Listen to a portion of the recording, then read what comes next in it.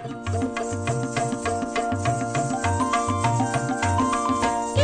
वाणी, किसान वाणी, किसान वाणी, किसान वाणी.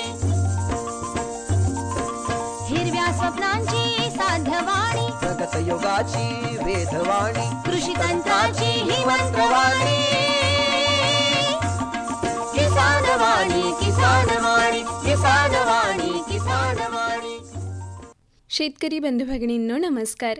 भारत सरकारच्या कृषी आणि शेतकरी कल्याण मंत्रालयाच्या वतीने प्रायोजित किसान वाणी या कार्यक्रमामध्ये सादर करते सूरज गोळे यांच्यासह मी संपदा ढोके आपल्या सर्वांचं मनपूर्वक स्वागत करते. शेतकरी बंधू भगिनींनो, कार्यक्रमामध्ये आज आपण ऐकणार आहोत शेतीपूरक दुग्ध व्यवसाय याविषयी सुवर्ण अरविंद गावंडे, मुक्काम पोस्ट शेलू बुद्रुक, तालुका बार्शी टाकळी, जिल्हा अकोला यांची किशोर कुकडे यांनी घेतलेली मुलाखत. आणि त्याचसह आज आपण विकसित कृषी संकल्प अभियानाच्या अनुषंगाने सघन पद्धतीने कपाशी लागवड तंत्रज्ञान याविषयी श्री कुलदीप देशमुख, कृषी विज्ञान केंद्र अकोला यांनी आपल्याला केलेले मार्गदर्शन देखील ऐकणार आहोत. तेव्हा ऐकत रहा आपल्या सर्वांचा आवडता कार्यक्रम किसान वाणी. किसान वाणी, किसान वाणी, किसान वाणी, किसान वाणी. शेतकरी बंधू भगिनींनो, कार्यक्रमाच्या सुरुवातीलाच ऐकूया विकसित कृषी संकल्प अभियानाच्या अनुषंगाने सघन पद्धतीने कपाशी लागवड तंत्रज्ञान याविषयी श्री कुलदीप देशमुख, विषय विशेषज्ञ कृषी विद्या, कृषी विज्ञान केंद्र अकोला यांनी शेतकरी बंधू भगिनींना केलेले मार्गदर्शन. नमस्कार शेतकरी बंधूंनो, मी कुलदीप देशमुख, विषय विशेषज्ञ कृषी विद्या विभाग, कृषी विज्ञान केंद्र अकोला व अकोला आकाशवाणी यांच्या संयुक्त विद्यमाने विकसित कृषी संकल्प अभियान या अंतर्गत आपण आजच्या कार्यक्रमाचं प्रसारण करत आहोत. आजचा विषय आहे सघन पद्धतीने कपाशी लागवड तंत्रज्ञान.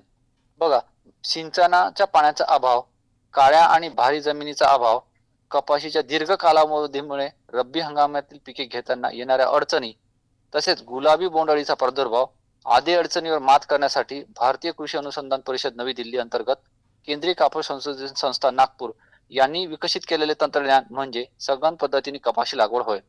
आता यासाठीचं जे प्रामुख्याने व्हरायटी निवडायच्या आहेत त्या आहे BG2च्या संकरित कोरडवाहू, उथळ व काळ्या, हलक्या किंवा लाल माती असणाऱ्या शेतामध्ये 90 सेंटीमीटर बाय 15 सेंटीमीटर म्हणजे 3 फूट बाय अर्धा सेंटीमीटर या पद्धतीने लागवड करणाऱ्या तंत्रज्ञानास सघन पद्धतीने कपाशी लागवड म्हणतात.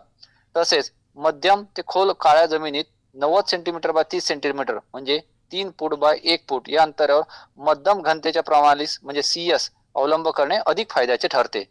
तर या दोन्ही पद्धतींचा अवलंब करून आपण कपाशीची लागवड करू शकतात. त्यामध्ये प्रामुख्याने दोन घटक, 90 सेंटीमीटर बाय 15 सेंटीमीटर म्हणजे 3 फूट बाय अर्धा फूट व दुसरा मध्यम ते भारी जमिनीसाठी 3 फूट बाय 1 फूट, त्याला क्लोजर स्पेसिंग असे म्हटलं जातं. प्रामुख्याने जमिनीची मशागत 3 वर्षातून एकदा खोल नांगरणी करावी. तसेच चांगले कुजलेले शेणखत 2 ते 5 टन प्रति हेक्टर म्हणजे 1 ते 2 ट्रॅक्टर ट्रॉली जमिनीत पेरणीपूर्व टाकावे. तसेच पूर्व मोसमी पावसानंतर 2 ते 3 वेळा त्याला चांगली वखरणी करावी, जेणेकरून त्यातील तणांचा नायनाट होईल आणि याशिवाय चांगल्या प्रकारे शेणखत त्या खतामध्ये मिक्स होईल किंवा मातीमध्ये मिक्स होईल. सघन लागवडी प्रणालीच्या वाणासाठी निवड करताना घ्यावायची प्रामुख्याने काळजी, कॉम्पॅक्ट तसेच लहान फांद्या ज्यामध्ये पहिल्या स्थानावर बोंडे धारण करण्याची क्षमता असलेले वाण निवडावे. सरळ वाढणारे तसेच लहान पाने आणि कमी उंची असलेले वाण निवडावे. रस शोषक कीड आणि रोगांच्या सहनशीलता असलेले वाणाची निवड करावी. मोठ्या आकाराचे म्हणजे 5 ते 6 ग्राम बोंड असणारे वाण असावे. पेरणी करताना सघन पद्धतीने असो किंवा कोणत्याही पद्धतीने कपाशी लागवड पेरणी करायची असल्यास किमान 75 ते 100 मिलीमीटर पाऊस झाल्याशिवाय पेरणी करू नये. नंतर न्यूमॅटिक पेरणी यंत्राच्या सहाय्याने उथळ आणि हलक्या जमिनीत 90 सेंटीमीटर बाय 15 सेंटीमीटर आणि मध्यम ते खोल जमिनीत 90 सेंटीमीटर बाय 30 सेंटीमीटर म्हणजे 3 फूट बाय 1 सेंटीमीटर अंतर ठेवूनच पेरणी करावी, जेणेकरून पेरणीसोबत खताचा पुरवठा एक समान सुद्धा चांगल्या प्रकारे करता येईल. चांगली जोमदार रोपे तयार करणे, एकच बी योग्य खोलीवर पडणे हे या न्यूमॅटिक प्लांटरचे विशेष आहे. 5 ते 6 सेंटीमीटर अंतर सोडून अचूकपणे याच्यामध्ये पेरणी केल्याने योग्य जाते. तसेच या प्रामुख्याने आपल्याला तोडे लावणे म्हणजे खांडण्या भरण्याचा जास्त प्रादुर्भाव होत नाही किंवा आपल्याला त्याच्यासाठी वेगळा खर्च करावा लागत नाही. अन्नद्रव्य व्यवस्थापन करताना प्रामुख्याने 120-60-60 नत्र स्फुरद पालाश प्रति हेक्टरी द्यावे. म्हणजेच प्रति एकर जर का द्यावायचे झाल्यास पेरतेवेळी 12-32-16 50 किलो अधिक 22 किलो युरिया. त्यानंतर 30 दिवसांनी म्हणजे एका महिन्यानंतर 10-26-26 एकरी एक बॅग अधिक 24 किलो युरिया अधिक 6 किलो मॅग्नेशियम सल्फेट द्यावे. यापासून 30 दिवसांनी म्हणजे पेरणीपासून 60 दिवसांनी 35 किलो युरिया अधिक 5 किलो पोटॅश हे कपाशी पिकास आपण द्यावे. ह्या प्रामुख्याने आपल्याला अन्नद्रव्य व्यवस्थापनाच्या बाबी लक्षात घ्यावायच्या आहे. त्यानंतर तण व्यवस्थापन करताना पेरणीनंतर 24 ते 48 तासाच्या आत म्हणजेच उगवणीपूर्व पेंडिमिथॅलिन 38.7% CS 600 ते 700 मिली प्रति 150 लिटर पाण्यास फवारणी करावी, जेणेकरून तण नियंत्रणासाठी चांगला फायदा होईल. त्यानंतर आपल्याला 1 ते 2 डवऱ्याच्या पाळ्या देऊन चांगले माती मोकळी करून तणांचं नियंत्रण व निंदन करून घ्यावे. अशा रीतीने आपल्याला सघन पद्धतीने कपाशी लागवड तंत्रज्ञान करता येईल. यामध्ये काळजी एक आपल्याला घ्यायची आहे. तणनाशकाचा फवारा करताना असो किंवा मेपिकॉट क्लोराईड वाढ खुंटवणाऱ्या संप्रेरकाची फवारणी करायची असल्यास जमिनीमध्ये ओलावा असणे गरजेचं आहे. धन्यवाद. तर शेतकरी बंधू भगिनींनो, आताच आपण विकसित कृषी संकल्प अभियानाच्या अनुषंगाने श्री कुलदीप देशमुख विषय विशेषज्ञ कृषी विज्ञान केंद्र अकोला यांनी शेतकरी बंधू भगिनींना केलेले मार्गदर्शन ऐकलेत. विषय होता सघन पद्धतीने कपाशी लागवड. किसानवाणी किसानवाणी किसानवाणी किसानवाणी. अरे अरे अरे क्या कर रहा है? इधर इधर इधर हम बोल रहे हैं तेरे बीजू का. पुतला बोल रहा है? हाँ, पक्षियों से तो हम खेत को बचा लेते हैं, पर इन घातक रसायनों से कैसे बचाएं? मतलब? देख बेटा, तू जो ये अंधाधुंध रसायन मिलाता है ना, मिट्टी की सेहत बिगड़ने लगी है. और जब माटी ही कमजोर पड़ जाएगी तो उपज कैसे सेहतमंद होगी? अरे पहले ऐसा नहीं था. पूछना अपने बड़े बुजुर्गों से, कैसे फसल लहलहाती थी, शुद्धता झलकती थी. हाँ, माटी भी तंदुरुस्त और लोग भी. अरे पहली वाली बात कहाँ, पर अब तो सब यही डाले हैं. सब नहीं, आज भी लाखों जागरूक किसान परंपरागत विधि से फसल उगा रहे हैं. खर्चा कम और उपज की कीमत भी बेहतर पा रहे हैं. सच है?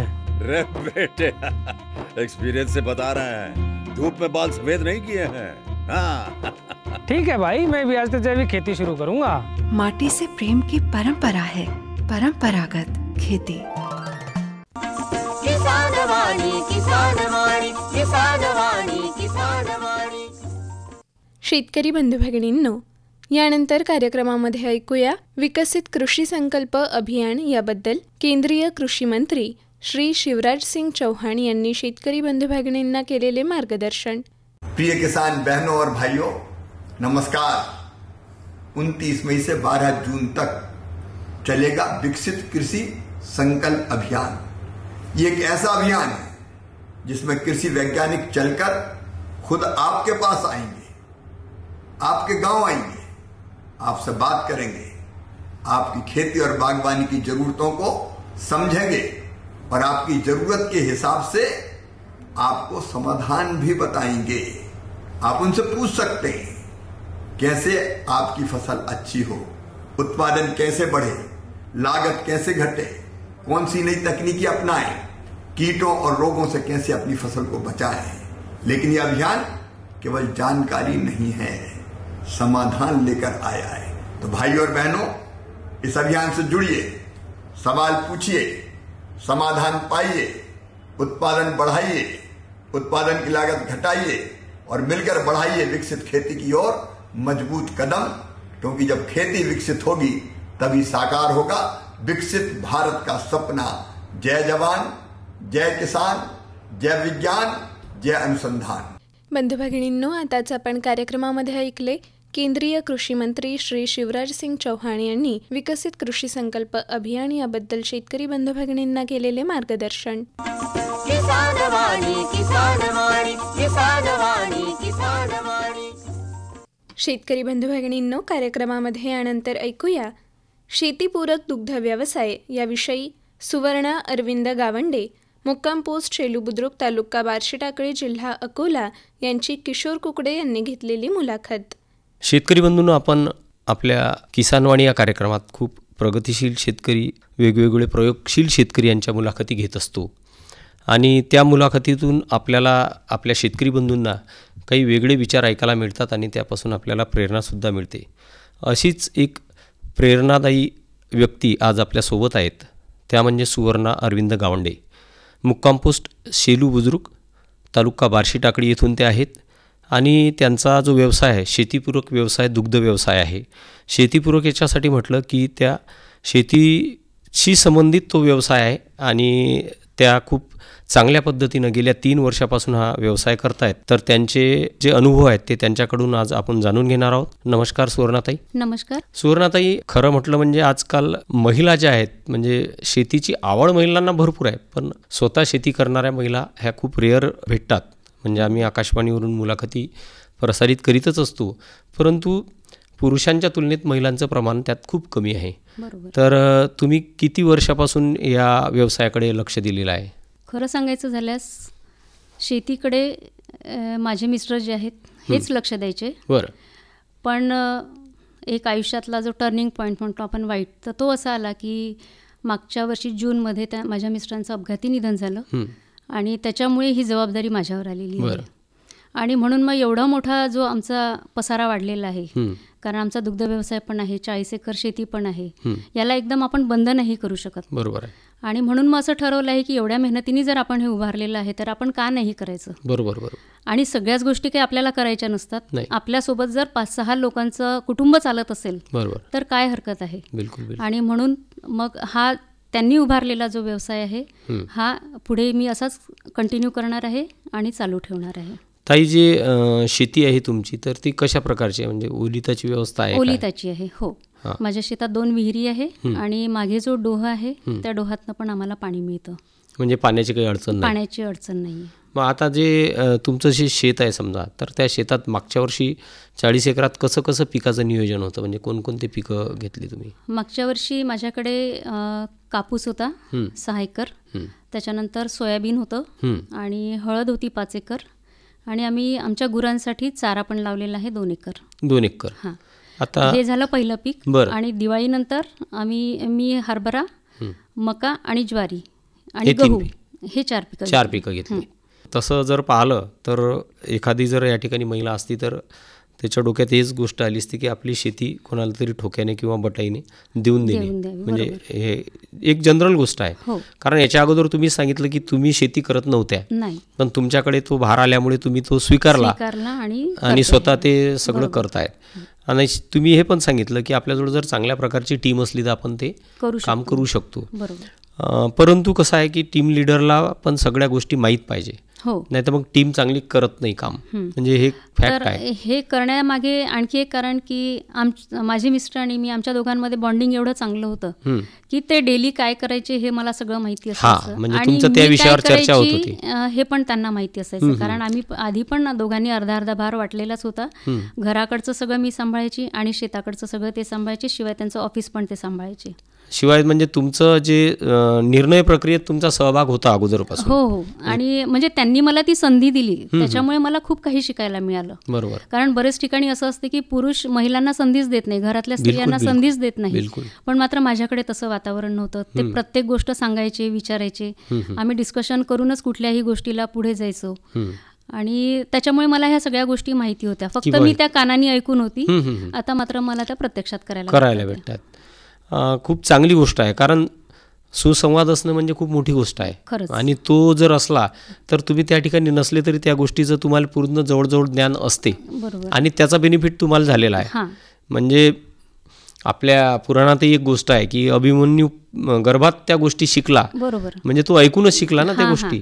तर ह्या ऐकण्याचा खूप मोठा परिणाम होतो आणि आता प्रत्यक्षात करताना मग आपल्याच्यानी पण काही चुका होतात, पण एकदा चुकल्यानंतर आपण ती पुन्हा जर चूक केली नाही तर आपल्याला बरंच काही शिकायला मिळते आणखी. बिलकुल बिलकुल. आता जो तुमचा दूध व्यवसाय आहे तर तो व्यवसायाचं स्वरूप कसं आहे मला सांगा? म्हणजे किती जनावर आहे, गोठा कसा आहे? आम्ही गोठ्याचं चांगलं कन्स्ट्रक्शन केलेलं आहे. अगदी म्हणजे सगळ्या सोयी आहेत गुरांसाठी. अद्यावत गोठा आहे. हां. आणि आता सध्या माझ्याकडे जवळपास 36 म्हशी आहेत, एक रेडा आणि 35 म्हशी, असं टोटल 36 आहेत. त्यातल्या दुधाच्या 22 आहेत आणि काही भाकड्या आहेत. आणि त्याच्यानंतर 22 ते 25 पिल्लं आहेत त्यांचे, तर त्या पिल्लांना सुद्धा आम्ही मोठं करतो आहे. म्हणजे तुम्ही भाकड म्हशी पण विकत नाही? नाही. म्हणजे बरेच शेतकऱ्याचं असं आहे की दुधासाठी दूध आपण संपलं ठेवतो, की ते म्हैस काढून तर टाकतात. नाही, माझ्याकडच्या म्हशी ज्या आहेत त्या सगळ्या हरियाणाच्या आहेत. अरे वा. ह्या म्हशी म्हणजे गाभण असल्यानंतरही त्या 5 ते 6 महिन्यापर्यंत त्यांचं दूध मिळतं आपल्याला. भेटते, बरोबर. आणि मग आपल्याला त्यांना फक्त 3 ते 4 महिनेच खाऊ घालायचं असतं, तर तेवढा आम्ही त्यांना आराम पण देतो आणि त्यांची काळजी पण घेतो. बरोबर. म्हणजे मग त्या पुढच्या याच्यासाठी पुन्हा त्या तयार होतात. आणि लहान वगैरे तुम्ही किती सांगितले? 25. म्हणजे एकूण तुमच्याजवळ म्हणजे 30 आणि हे 25 सोबत 4 गाई आणि 4 गाईच्या वासरी पण 4-5 आहेत. आणि गाई कोणत्या आहेत त्या? याच्यामध्ये गीर गाय आहे आणि एक सेवाल आहे आणि एक जर्सी. अशा 3 गाई आहेत. 3 गाई आहेत आणि 3 गायींचे 6-7 पिल्लं पण आहेत. म्हणजे जेव्हा त्या आल्या होत्या तेव्हा त्यांच्यासोबत पिल्लं होते, आता आल्यानंतर आणखी त्यांची पिल्लं वाढले. मग एकूण आता गोठ्यावर तुमचं दूध किती आहे? सकाळचं दूध 90 ते 100 लिटरपर्यंत आणि संध्याकाळी 80 ते 85 पर्यंत. आता हे जे सगळं तुमचं व्यवस्थापन तुम्ही करता, तर या गोठ्याच्या व्यवस्थापनासाठी तुमच्याजवळ किती लोक आहेत? मग गोठ्याच्या व्यवस्थापनासाठी 3 भैया लोक आहेत. बरं. ज्यांच्याकडे म्हणजे गोठा साफसफाई, चारा पाणी आणि दूध काढणे एवढं काम त्यांच्याकडे आहे. त्याच्यानंतर दूध आम्ही स्वतः सेल करतो. सकाळचे आमचे उकडे आहेत आणि संध्याकाळी आम्ही स्टॉलवर दूध विकतो. ते अगदी 2 ते 3 तासात आमचं दूध सेल होते. तर तिथे 3 जण आहेत. तिथे 3 जण आहेत. आता 3 जणांवर वेगवेगळी जबाबदारी आहे की सामूहिक आहे? तुम्ही एवढ्या म्हशीचं आम्हाला दूध काढून देणे. हां. मग आता 3 लोक ते पूर्ण त्या जमिनी म्हशीचे वगार, गाई आणि म्हशी हे सगळं ते पाहतात. ते जे गोठ्यावर 3 जण राहतात त्यांना ते म्हणजे पूर्ण दूध काढून देणे आणि गोठ्याची साफसफाई, शिवाय हे जे म्हशींचे बाळंतपणं वगैरे येतात ही सगळी जबाबदारी त्यांच्याकडे. आणि त्यांच्यासाठी पण आपल्याला सोयी भरपूर कराव्या लागतात. त्यांचं राहणं, खाणं, पिणं, त्यांचं सगळं जो काय खर्च आहे तो. आणि इकडे जे आहेत तर सेल करण्यासाठी 2-3 जण आहेत आणि माझा भाऊ जो आहे हा मात्र काउंटर सांभाळतो. ते तुम्हाला मदत करतात. आणि तो मदत करतो, त्याची मदत आहे म्हणूनच हे सगळं. काय नाव आहे त्यांचं? प्रदीप फाटे. हां. आणि हे सगळं दूध तुम्ही कुठे सेल करता? मग अकोल्यात सेल करता? अकोल्यात. सकाळी आमचं उकड्यांवर घरोघरी जाते आणि संध्याकाळी पॅरिस बेकरीजवळ आमची गाडी लागते. त्या गाडीवर आमचं दूध असते. आणि आमच्या गाडीचं वैशिष्ट्य असं की आमचं दही आणि पनीर जे लोक खातात ना, तर त्यांना इथल्याशिवाय मग दुसरीकडचं आवडत नाही. म्हणजे तुम्ही पनीर आणि दही उरलं, जे असं होतं ना एखाद्या वेळेला की दूध उरते, मग त्याचं काय करायचं, तर त्याचं दही आणि पनीर. मग ते बनवण्यासाठी कोण आहे तुमच्याकडे? त्याचा माझा भाऊच बनवतो. ते बनवतात.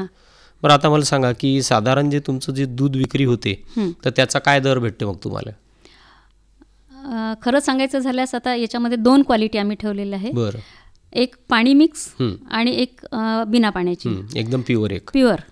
कारण सगळ्यांनाच अगदी प्युअर लागते असं नाही. काही लोकांना स्वस्त पाहिजे आणि काही लोकांना 65 रुपये दर पाणी मिक्सवाल्या दुधाचा आणि 80 रुपये दर बिना पाण्याचा.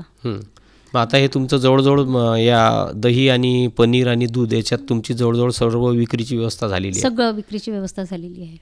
आणि हा जो आता तुमचा जो गोठा आहे, तर आता एक तर तुमचा भाग असा झालेला आहे की तुमचं रोटेशनमध्ये म्हशी तुम्हाला दुधासाठी भेटतात.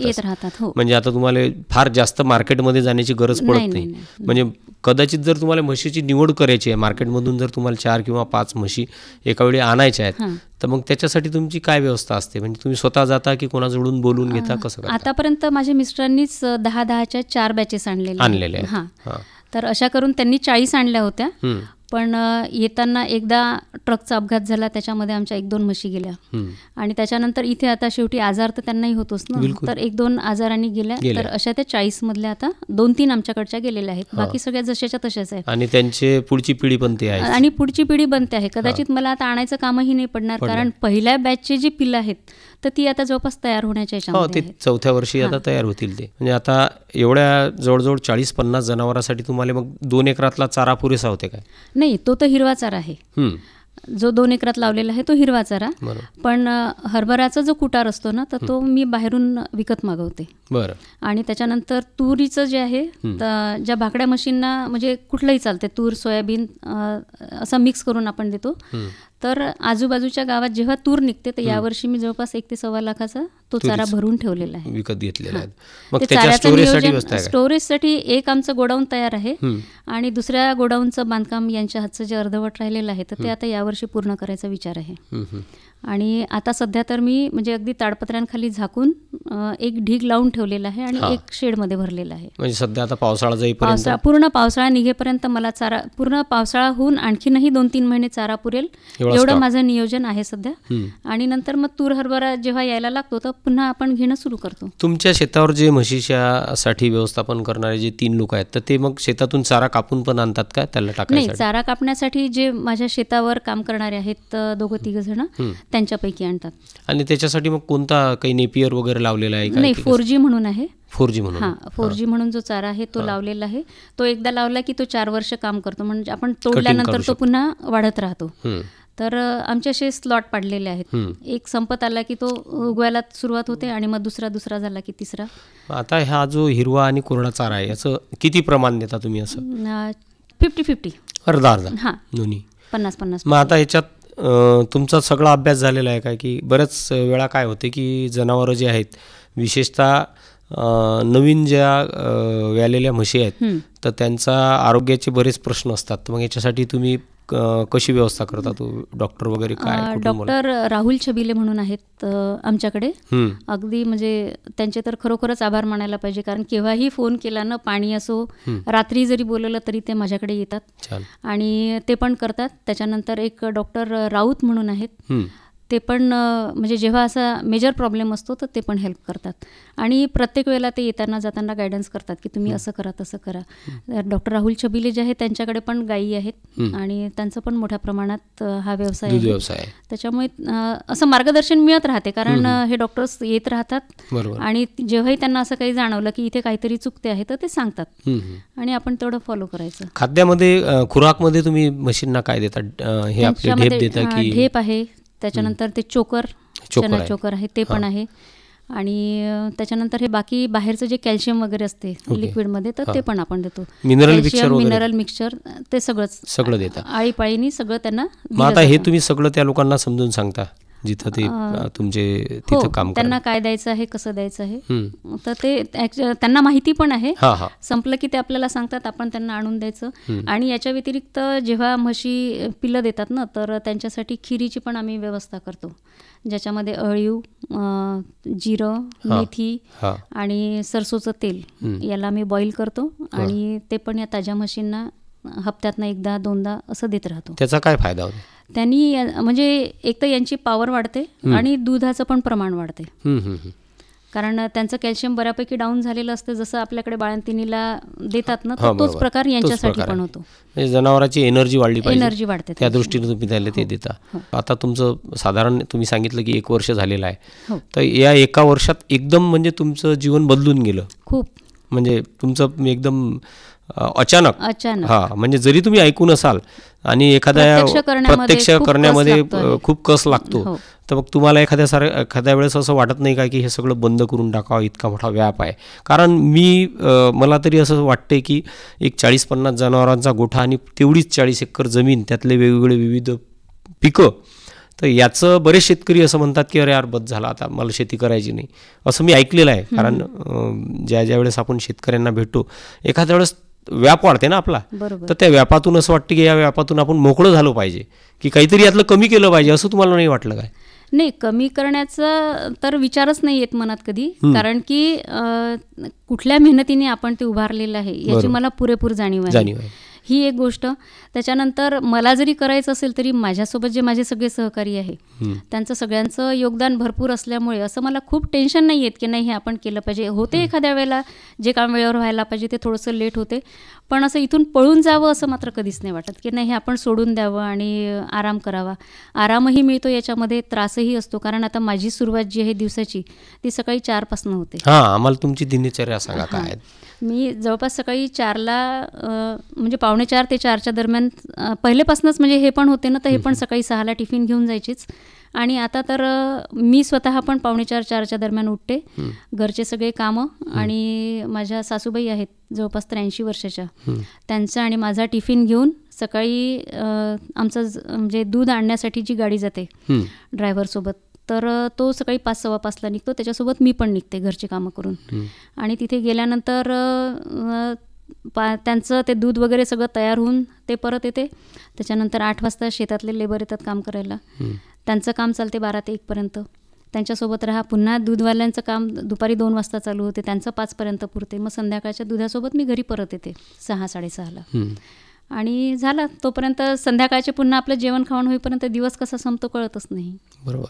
आणि यात सगळ्याचा हिशोब ठेवणे वगैरे सगळं, या सगळ्याचा हिशोब संध्याकाळी आल्यानंतर झोपण्यापूर्वी त्याचा सगळा हिशोब तुम्ही लिहून काढता? अगदी डेली, कारण ते लिहावंच लागतं. नाही तर आपण उद्यावर जर टाकलं ना तर आपण काही विसरू शकतो त्यातलं. बिलकुल. त्याच्यामुळे ती दिनचर्या लिहिण्याची एक सवय पण आहे आणि तो गरजेचा भाग आहे, ती करायलाच पाहिजे आपण. बिलकुल बिलकुल.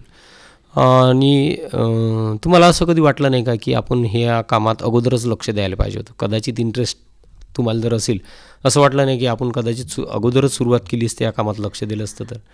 कसं आहे ना की आपल्या आयुष्यात असं काही वळण येईल याची आपल्याला कल्पनाच नसते. आणि आमचं असं ठरलंच होतं की आता हळूहळू आपण म्हणजे इकडे जास्त लक्ष देणार, कारण यांच्या रिटायरमेंटला 1 वर्ष बाकी होतं. तर तोपर्यंत म्हणजे आमचं हे कन्स्ट्रक्शन करणं, हा सगळा बेस तयार करणं चालूच होतं. आणि याच्यानंतर आता आपण ठोक पिकं घ्यायची, अशी पण आमची चर्चा होतीच की आपण आता ठोक पिकं घ्यायची, कारण हे भाजीपाला भरपूर घ्यायचे. अगदी उन्हाळ्यामध्ये खूप भाजीपाला असायचा आमचा. तर मी पण यांना म्हणायची की आपण खूप व्यस्त होतो आहे, तर आपण आता ठोक पिकांकडे लक्ष देऊ. आणि असं आम्ही ठरवलं होतं, पण हे अचानक काळ असा आला आणि आमची वेळ बदलून गेली. बरोबर. आणि आता इथून पुढे मी पण म्हणजे ठोक पिकांवर थोडं जास्त जोर देईल, कारण की मला ते करणं जास्त परवडेल आणि या दुग्ध व्यवसायाकडे मी जास्त लक्ष देईन. बरोबर. आता दुग्ध व्यवसायाचा एका महिन्याचा तुमचा टर्नओव्हर किती आहे मग? एका महिन्यात 4.5 ते 5 लाखपर्यंत. 4.5 ते 5 लाख रुपयाचं तुमचं सेलिंग होते. आणि साधारण तुमच्या लेबरचा जर खर्च काढला तर? लेबरचा वगैरे खर्च काढून आपल्याला 3.5-4 लाखापर्यंत खर्च येतोच. म्हणजे महिन्याकाठी आपल्याला 1 लाखाचं उत्पन्न भेटून जाते. त्याच्यामध्ये थोडंफार कमी जास्त. अगदीच 1 लाख म्हणजे अगदी एकच होईल असं नाही. कधी 70-80 पर्यंत पण येऊ शकतो आपण, कधी 1च्या वर पण जाऊ शकतो. तरी पण खूप चांगलं आहे. आणि तुमचं खरंच अभिनंदन की तुम्ही हा व्यवसाय टिकून ठेवला. कारण इतर शेती किती ठीक आहे, लोक असेट म्हणून ते ठेवतात, पण हा व्यवसाय इतका सोपा नाही. म्हणजे जेवढं सहज तुम्ही, परिश्रम आहे याच्यामध्ये, खूप परिश्रम आहे. आणि विशेष म्हणजे याच्यामध्ये सुट्टी नाही. नाही, सकाळी नाही, संध्याकाळी नाही, सण नाही, वार नाही, सकाळी नाही, संध्याकाळी नाही, रात्री तुम्ही झोपला तरी तुमच्या डोक्यात तोच विचार असतो. म्हणजे आपण झोपतोय तो विचार तोच घेऊन झोपतो, आणि उठतो तर त्याच तयारीने उठतो की आपल्याला शेतावर जायचं आहे, त्याच तयारीने तुमचा टिफिन तयार होते, त्याच तयारीने तुम्ही सगळ्या गोष्टी त्याला अर्पण झालेल्या आहेत. व्यवसायाचं तेच आहे की नोकरी जर तुम्ही करत असाल तर ते डोक्यातून तुमचा विषय संपून जाते. बरोबर. पण हा विषय संपतच नाही. आणि मग तुमच्या कुटुंबात आणखी कोण कोण आहे मग आता? मुलं? मला मुलगा आहे, त्याचं आता M.Tech फायनल इयर झालं, आणि मुलगी आहे, तिचं 3rd इयर इंजिनिअरिंगचं मुंबईला सुरू आहे. अच्छा. आणि आता हा जो व्यवसाय आहे, तर तुम्हाला आता हा म्हणजे तुमचं जे जनावरांची संख्या आहे किंवा दुधाचं उत्पादन आहे, तर ते एवढंच कायम कंटिन्यू ठेवायचं आहे की आणखी वाढवायचं प्लॅनिंग आहे? कसं आहे तुमचं पुढचं? नाही, आता इथून तर ते ऑटोमॅटिक वाढणारच, कारण कमी नाही होणार. बिलकुल. जे काय असेल तर ते आता वाढतच राहील, कमी नाही होणार. खूप छान तुमचे अनुभव आहेत ताई. अगदी म्हणजे मी आत्तापर्यंत जेवढ्या महिलांसोबत समजा संपर्क आला, व्यावसायिक महिला ज्या आहेत, अगदी दूध व्यवसायात, त्याच्यात तुमचं जे काम आहे ते खूप बेस्ट आहे. आणि तुमच्या कार्याला आमच्या आकाशवाणीच्या शुभेच्छा. आपण आमच्या स्टुडिओमध्ये आलात, आमच्या शेतकरी श्रोत्यांसाठी एक महत्त्वपूर्ण तुमचे अनुभव सांगितले, त्याबद्दल आकाशवाणी परिवार आणि आमच्या शेतकरी श्रोत्यांतर्फे आम्ही आपले आभार मानतो. धन्यवाद. धन्यवाद. तर शेतकरी बंधू भगिनींनो, आताच आपण ऐकलीत सुवर्णा अरविंद गावंडे, मुक्काम पोस्ट शेलू बुद्रुक, तालुका बार्शी टाकळी, जिल्हा अकोला, यांची किशोर कुकडे यांनी घेतलेली मुलाखत. विषय होता शेतीपूरक दुग्ध व्यवसाय. किसानवाणी, किसानवाणी, किसानवाणी, किसानवाणी. सर्वोत्कृष्ट शेतकऱ्याचा पुरस्कार मिळाला आहे हरीला. हरी आता आपल्या सर्वांना सांगतील आपल्या यशाचं रहस्य. माझ्या शेतकरी बंधू आणि भगिनींनो, आपणही आपल्या शेतात चांगलं पीक घेऊ शकता. ते कसं? बस, जेव्हा काही समस्या असेल तेव्हा लगेच लावा हा नंबर 1800-180-1551. हा कोणाचा नंबर आहे भाऊ? शेतकरी कॉल सेंटरचा, जिथे तज्ञ आपल्याला शेतीच्या समस्येवर तोडगा सांगतील लगेच. आओ भाऊ, तज्ञ सारा वेळ थोडाच मिळणार आहे. नक्की मिळेल हो भाऊ, वर्षाचे 365 दिवस मिळेल, ते देखील सकाळी 6 ते रात्री 10 वाजेपर्यंत. पण भाऊ, जास्त वेळ बोलू तर पैसे खूप लागतील. अजिबात पैसे नाहीत. मोबाईलनं किंवा दुसऱ्या फोननं शेतकरी कॉल सेंटरला मोफत कॉल करा. सल्ल्याचेही पैसे नाहीत. 16 आणि खरं. शेतकरी बंधूंनो, शेतीच्या समस्यांवर आपल्या भाषेत लगेच उपाय मिळवण्यासाठी भारतात कोणत्याही फोननं राष्ट्रीय हेल्पलाईन नंबर 1800-180-1551 वर मोफत संपर्क साधा. शेतकऱ्यांचा मित्र शेतकरी कॉल सेंटर. किसान वाणी, किसान वाणी, किसान वाणी, किसान वाणी. तर शेतकरी बंधू भगिनींनो, याचसह आपला आवडता कार्यक्रम किसान वाणी याला निरोप देण्याची वेळसुद्धा जवळ आलेली आहे. आपल्याला कार्यक्रम कसा वाटला याबद्दलच्या सर्व प्रतिक्रियांचे मनापासून स्वागत. आपण आपल्या प्रतिक्रिया पत्रांद्वारे आमच्यापर्यंत पोहोचवू शकता. तेव्हा सादर करते सूरज गोळे यांच्यासह मी संपदा ढोके आपली रजा घेते. नमस्कार.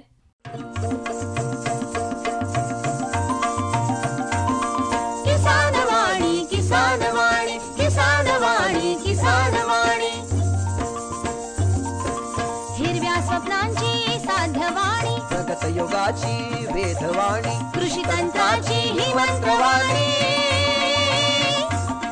किसान वाणी, किसान वाणी, किसान वाणी, किसान वाणी.